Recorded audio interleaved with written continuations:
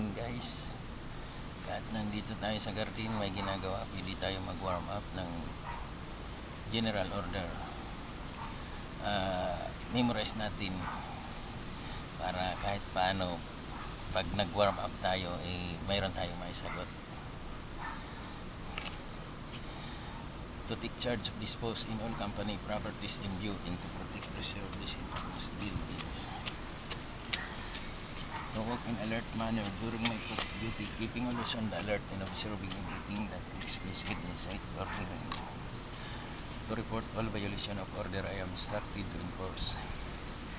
To relieve all calls from post more distant from the guards than my own. To quit my post only when properly relieved.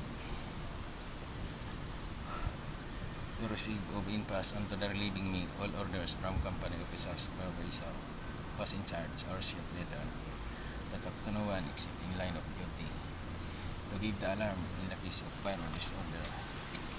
To call the superior officer and when it is not covered by instruction. To salute all company officials, superior and the agency, ranking public official and the officer of the Philippine National Police. To be especially watchful at night during the time for challenging to challenge all person on honor my post and to allow no one to pass or later the proper authority. Mga ka-59, maraming salamat kung nanonood kayo o nagustuhan nyo ang video ito. Maraming salamat sa inyo.